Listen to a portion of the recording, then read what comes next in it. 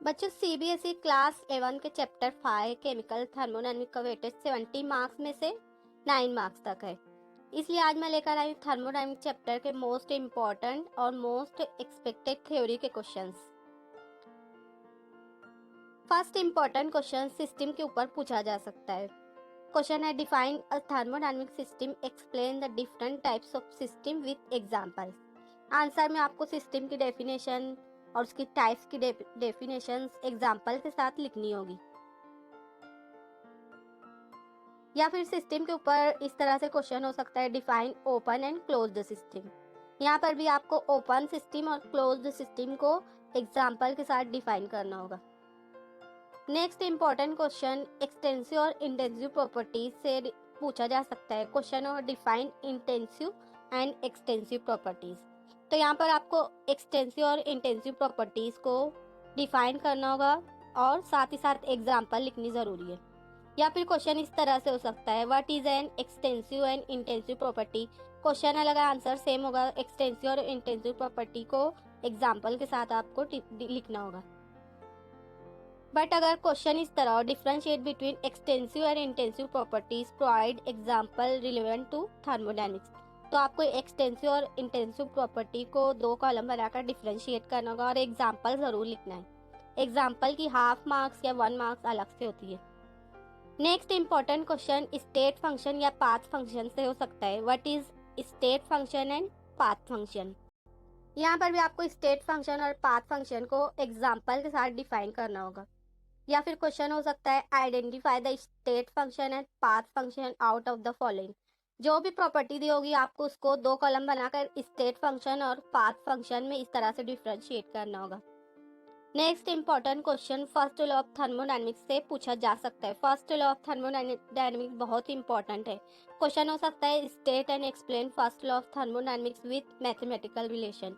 यहाँ पर आपको आंसर में फर्स्ट लॉ की स्टेटमेंट लिखनी होगी, उसका मैथमेटिकल एक्सप्रेशन लिखना होगा। या फिर फर्स्ट लॉ का क्वेश्चन इस तरह से भी पूछा जा सकता है state and explain first law of thermodynamics and it's derivation. तो आपको यहाँ पर भी फर्स्ट लॉ की स्टेटमेंट लिखनी होगी और उसका मैथमेटिकल एक्सप्रेशन लिखना होगा। क्वेश्चन इस तरह से भी पूछा जा सकता है state the first law of thermodynamics, how does it relate to the law of conservation of energy. तो यहाँ पर आपको फर्स्ट लॉ की स्टेटमेंट लिखनी है, उसका मैथमेटिकल एक्सप्रेशन लिखना है और law of conservation of energy से फर्स्ट लॉ का क्या रिलेशन है ये रीजन भी आपको लिखना होगा। Next important question Hess law of constant heat summation से हो सकता है। ये भी बहुत इंपॉर्टेंट टॉपिक है, प्रीवियस एग्जाम में बहुत ज्यादा पूछा गया है। क्वेश्चन हो सकता है state and explain Hess law, how does it follow first law of thermodynamics. यहाँ पर आपको हेस लॉ की स्टेटमेंट लिखनी है, थोड़ा बहुत एक्सप्लेनेशन देना है, उसकी मैथमेटिकल इक्वेशन लिखनी है और फर्स्ट लॉ से हेस लॉ का क्या रिलेशन है ये रीजन भी आपको लिखना है। या फिर हेस लॉ का क्वेश्चन इस तरह से भी हो सकता है explain Hess law with an example. Answer में आपको हेस लॉ की स्टेटमेंट, उसकी इक्वेशन और एक एग्जांपल लिखनी होगी। कार्बन डाइऑक्साइड की एग्जांपल सबसे बेस्ट एग्जांपल है। बच्चों अगर आपको ये सारे टॉपिक्स डिटेल में जानने हो तो वीडियो मैंने ऑलरेडी बना रखी है, लिंक मैंने डिस्क्रिप्शन में डाल दिया, आप वहां जाकर देख सकते हैं। हेस लॉ से रिलेटेड क्वेश्चन इस तरह से भी हो सकता है state and explain Hess law of constant heat summation.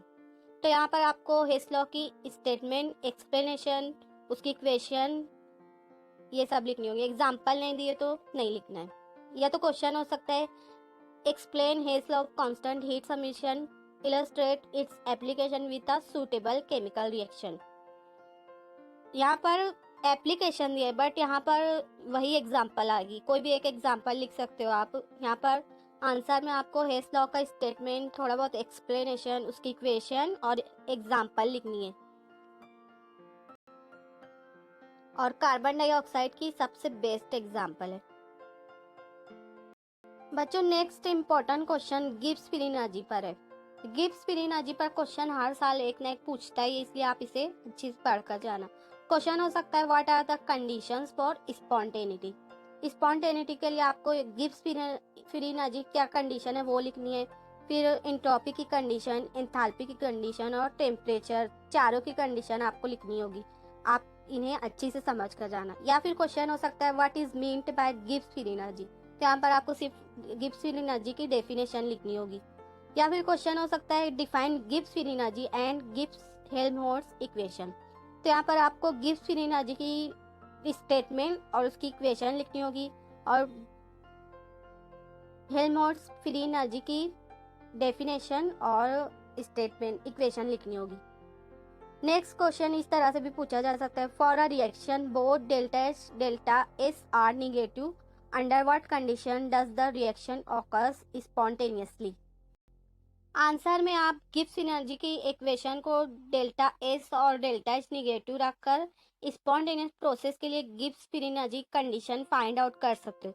इसी तरह इस क्वेश्चन को उलट करके इस तरह से भी पूछा जा सकता है, for a reaction both delta H and delta S R positive, उधर क्वेश्चन में निगेटिव था इधर positive, under what conditions does the reaction occurs spontaneously. Answer में आप गिब्स फ्री एनर्जी की इक्वेशन को डेल्टा एस और डेल्टा एच पॉजिटिव रखकर डेल्टा जी की कंडीशन फाइंड आउट कर सकते हो। या फिर गिब्स फ्री एनर्जी का क्वेश्चन इस तरह से भी पूछ सकता है, what is Gibbs free energy, how does it determine the spontaneity of a chemical reaction. Answer में आप गिब्स फ्री एनर्जी की डेफिनेशन, इक्वेशन और उसकी कंडीशंस लिख सकते हो। या फिर क्वेश्चन हो सकता है defined Gibbs free energy, draw the Gibbs free energy equation and explain its importance in determining the spontaneity of a reaction। Answer में आप गिब्स फ्री एनर्जी की डेफिनेशन, इक्वेशन और एक प्रोसेस स्पॉन्टेनियस है या नहीं ये मालूम करने के लिए गिब्स फ्री एनर्जी का क्या इंपॉर्टेंस है ये बता सकते हो। नेक्स्ट क्वेश्चन इस तरह से हो सकता है, state the relation between Gibbs free energy and equilibrium constant. Answer में आप गिब्स फ्री एनर्जी और इक्विलिब्रियम कांस्टेंट के रिलेशन की इक्वेशन और कंडीशन लिख सकते हो। नेक्स्ट इंपॉर्टेंट क्वेश्चन एंट्रोपी पर बेस्ड हो सकता है। क्वेश्चन होगा what is the value of total entropy change of a system at equilibrium and for spontaneous and non spontaneous process. Answer में आप तीनों प्रोसेस स्पॉन्टेनियस, नॉन स्पॉन्टेनियस और equilibrium के लिए एंट्रोपी की वैल्यू लिख सकते हो। या फिर क्वेश्चन हो सकता है what is entropy, discuss its significance in predicting the spontaneity of a process. तो आंसर में आप एंट्रोपी की डेफिनेशन, इक्वेशन और उसके सिग्निफिकेंस लिख सकते हो। या फिर क्वेश्चन हो सकता है what is entropy, discuss it's physical significance. Answer में आप एंट्रोपी की डेफिनेशन, इक्वेशन और उसके सिग्निफिकेंस लिख सकते हो। नेक्स्ट इंपॉर्टेंट क्वेश्चन एंथैल्पी पर बेस्ड हो सकता है। क्वेश्चन होगा what is enthalpy, explain its significance in chemical reactions. तो आंसर में आप एंथैल्पी की डेफिनेशन, इक्वेशन और उसके फिजिकल सिग्निफिकेंस या इम्पोर्टेंस इस तरह से लिख सकते हो। नेक्स्ट क्वेश्चन एंथैल्पी चेंज पर बेस्ड हो सकता है। क्वेश्चन होगा explain the concept of enthalpy change during phase transition.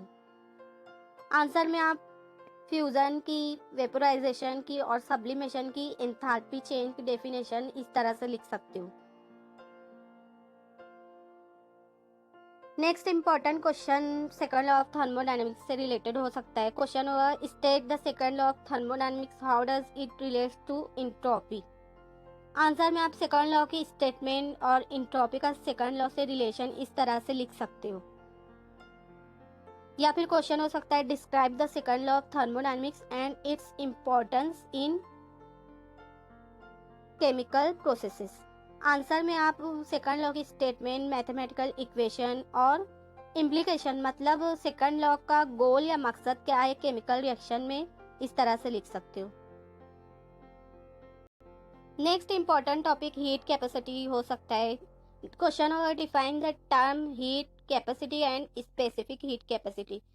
आपको यहाँ पर हीट कैपेसिटी की डेफिनेशन और इक्वेशन लिखनी होगी और स्पेसिफिक हीट कैपेसिटी की डेफिनेशन और इक्वेशन लिखनी होगी।